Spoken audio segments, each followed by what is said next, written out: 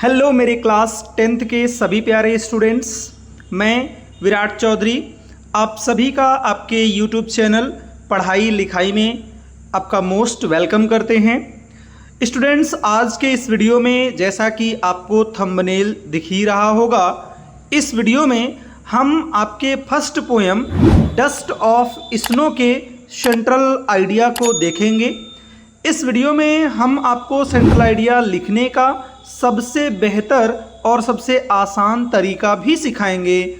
और जी हाँ, ये 2024 और 25 इट मीन्स जो 2025 में जिन भी स्टूडेंट्स को बोर्ड एग्जाम देना है उनके लिए मोस्ट इम्पॉर्टेंट सेंट्रल आइडिया है। तो आप वीडियो को लास्ट तक अवश्य देखिएगा। वीडियो अगर आपको पसंद आएगा तो वीडियो को लाइक कीजिएगा। चैनल पे पहली बार यदि आए हैं तो चैनल को सब्सक्राइब कीजिएगा और बेल आइकन को अवश्य प्रेस कर दीजिएगा। तो स्टूडेंट्स, बिना देरी किए चलिए हम अपना सेंट्रल आइडिया स्टार्ट करते हैं। तो आपके बोर्ड एग्जाम के क्वेश्चन पेपर में एक क्वेश्चन आएगा जिसमें आपको ये लिखा रहेगा कि right any one central idea of the following. तो आपको 3 सेंट्रल आइडिया दिए रहेंगे, यानी 3 चैप्टर्स 3 पोएम के नाम दिए रहेंगे। उनमें से किसी एक पोएम का आपको सेंट्रल आइडिया लिखना रहेगा। तो हम इस वीडियो में आपके डस्ट ऑफ स्नो का सेंट्रल आइडिया आपको एक्सप्लेन करने चल रहे हैं। सबसे पहले स्टूडेंट्स, आप ये बात ध्यान से समझ लें, सीख लें कि जब भी आपको किसी भी पोएम का सेंट्रल आइडिया लिखना होगा तो इस सेंट्रल आइडिया में आपको 2 चीज़ें अवश्य मेंशन करनी पड़ेंगी। एक तो उस पोएम का नाम और सेकंड उस पोएम के जो पोएट हैं उनका नाम।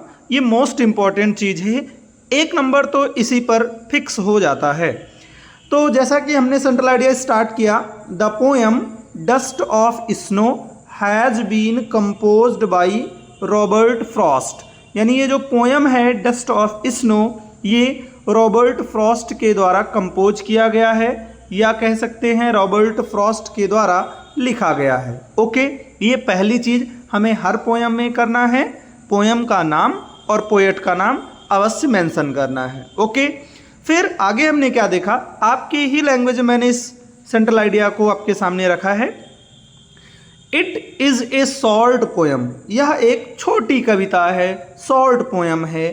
द पोएम एक्सप्रेसेस, यानी ये पोएम, ये कविता प्रदर्शित करता है the importance of small things, यानी छोटी छोटी चीज़ों की क्या महत्व है, उनकी क्या इम्पोर्टेंस है, इसी इम्पोर्टेंस को इस पोएम में एक्सप्रेस किया गया है। इट मीन्स हम अपने लाइफ में हमेशा बड़ी चीज़ों को ही इम्पोर्टेंस देते हैं, लेकिन बड़ी चीज़ें हमेशा छोटी छोटी चीज़ों से ही मिलकर बनी होती हैं। और एक छोटी सी चीज़ भी आपके जीवन में कितना इम्पोर्टेंट होती है, इसी चीज़ को बेसिकली इस पोएम में एक्सप्रेस किया गया है। ओके, आगे कह रहा है it can change one's attitude, यानी ये छोटी चीज़ें किसी के भी मूड को या किसी के भी अवस्था को चेंज कर सकती हैं। द पोएट हैज़ मेंशनड, यानी पोएट ने मेंशन किया है, जिक्र किया है the crow and hemlock tree, यानी कौवे का और हेमलॉक ट्री का मतलब धतूरे के पौधे का। That are symbols of bad omen, जो दोनों ही बुरी चीज़ों के प्रतीक माने जाते हैं या निगेटिविटी के सिंबल माने जाते हैं। तो पोएट ने इस कविता में 2 चीज़ों का जिक्र किया है, एक कौवे का और एक हेमलॉक ट्री का, और दोनों ही निगेटिविटी के प्रतीक माने जाते हैं। कौवा किसी के सर पर बैठ जाए तो लोग उसे निगेटिविटी का प्रतीक मानते हैं, धतूरा कोई खा ले तो भी लोग उसे निगेटिविटी का प्रतीक मानते हैं। Okay, the poet was in sad mood, यानी जो कवि था वो बहुत उदास वाले मूड में था।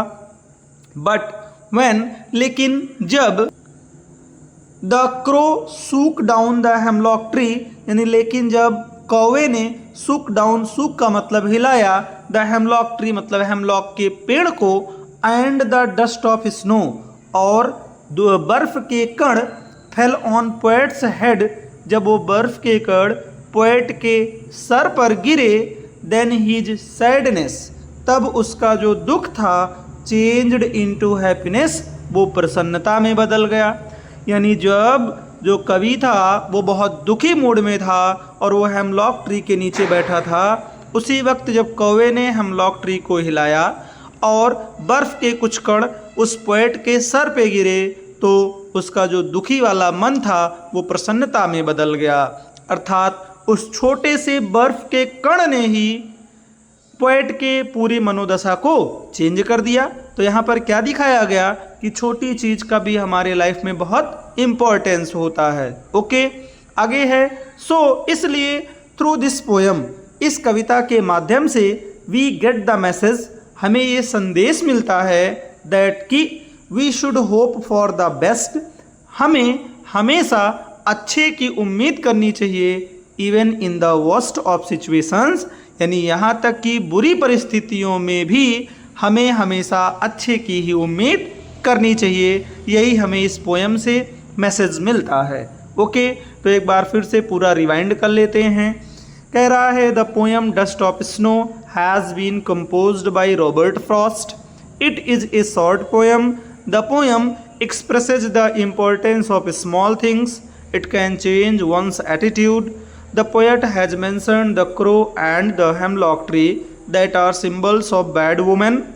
The poet was in sad mood, but when the crow shook the hemlock tree and the dust of snow fell on the poet's head, then his sadness changed into happiness. So, through this poem, we get the message that we should hope for the best even in the worst of situations. Okay, तो बच्चों I hope आपको ये central idea अच्छे से समझ में आ गया है। अगर आपको वीडियो पसंद आया हो तो वीडियो लाइक कर दीजिएगा और इसे अपने मैक्सिमम फ्रेंड्स के पास शेयर अवश्य कर दीजिएगा। जल्द ही मिलते हैं आपका इसी पोएम से बिल्कुल next poem fire and ice का सेंट्रल आइडिया लेकर। तब तक के लिए आप पढ़ते रहिए, मस्त रहिए। राधे राधे।